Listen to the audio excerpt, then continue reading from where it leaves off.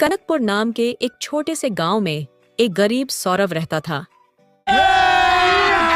अभी मजा आएगा ना भिड़ो। सौरभ गरीब था, लेकिन बहुत मेहनती और ईमानदार था। उसका घर मिट्टी का बना हुआ था, जिसमें उसके बूढ़े पिताजी और उसका छोटा भाई कुणाली रहते थे। हरामी हो बेटा। सौरभ के पास अपनी पुश्तैनी जमीन थी, जिस पर वह खेती करता था, लेकिन कभी सूखा पड़ जाता तो कभी बेमौसम बारिश उनकी फसल को बर्बाद कर देती थी। उसी गांव में एक अमीर और लालची साहूकार साहिल भी रहता था। कौन है ये लोग? कहां से आते हैं? जो लोगों को ब्याज पर पैसे देता था और पैसे टाइम पर नहीं देने पर उनकी जमीन पर कब्जा कर लेता है। क्यों रे, अभी तक तूने पैसे नहीं दिए? याद है ना तुझे? भाई मारो मुझे, मारो मारो मुझे, मारो मारो। नहीं ये मजाक हो रहा है, एक सेकंड यार, मजाक। एक दिन सौरभ अपने खेत से घर जा रहा था। अचानक उसने देखा कि एक आदमी रास्ते के किनारे बेहोश पड़ा हुआ था और उसके सिर पर चोट लगी हुई थी। अरे ये कौन है? सौरभ ने बिना देर किए उसे अपने कंधे पर उठाया और घर की ओर चल पड़ा। कुणाली ने जब बेहोश आदमी को देखा तो सौरभ से पूछा, ये कौन है और इसे क्या हुआ है? A few moments later. Saurabh ने बोला, मैं खेत से आ रहा था, तभी ये मुझे रास्ते में बेहोश पड़ा मिला। सौरभ और उसके घर वालों ने उसको खाना खिलाया और उसका इलाज किया। थोड़ी देर बाद उस लड़के ने बताया, जी मैं पास के गांव में रहता हूँ।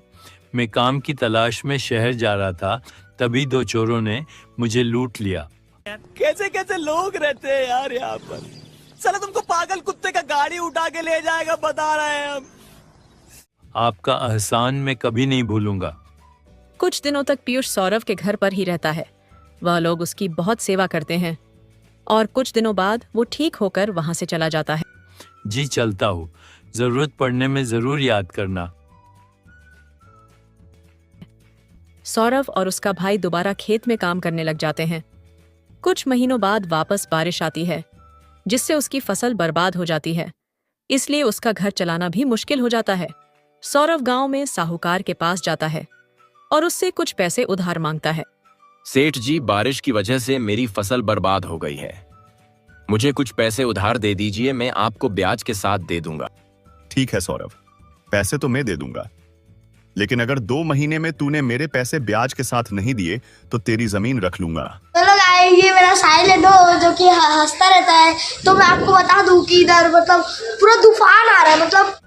ठीक है सेठ जी। लेकिन 2 महीनों बाद भी सौरभ साहिल के पैसे वापस नहीं कर पाता है।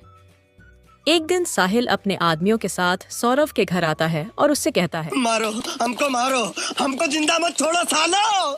हम कोई मंदिर का घंटा है कि कोई भी आके बजा जाता है। कल पैसे लौटाने का आखिरी दिन है, कल पैसे नहीं दिए तो ये घर खाली कर देना। सौरभ और उसके पिताजी बहुत परेशान हो जाते हैं। कुणाली की आंखों में आंसू आ जाते हैं। अगले दिन सौरभ अपने घर के बाहर बैठा था। तभी गांव में एक बड़ी गाड़ी आती है, जिसे देखने के लिए गांव के सब लोग आ जाते हैं। उस गाड़ी से एक बड़ा सेठ उतरता है। सौरभ और कुणाली भी उसे देखने के लिए जाते हैं। वो सेठ कोई और नहीं बल्कि पीयूष ही था।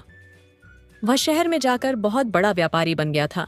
सौरभ को देखकर पीयूष बोलता है, अरे सौरभ, मैं तुम्हें ही ढूंढ रहा था। शहर में जाकर मुझे बहुत अच्छा काम मिल गया था। अगले दिन पीयूष साहिल को उसके सारे पैसे दे देता है और सौरभ की जमीन उसे वापस मिल जाती है। पीयूष सौरभ और उसके भाई के लिए एक पक्का मकान बनाता है। पीयूष गांव में एक अस्पताल भी बनाता है। अरे सौरभ, अगर तुमने उस दिन मेरी मदद नहीं की होती तो शायद मैं आज यहाँ तक नहीं पहुँच पाता। तुमने अच्छा किया, इसलिए तुम्हारे साथ अच्छा हुआ। सौरभ ने पीयूष की मदद की थी और उसे अपने अच्छे काम का फल उसे मिला। इसी तरह हमें भी लोगों की मदद करनी चाहिए। कैसा लगा मेरा मजाक?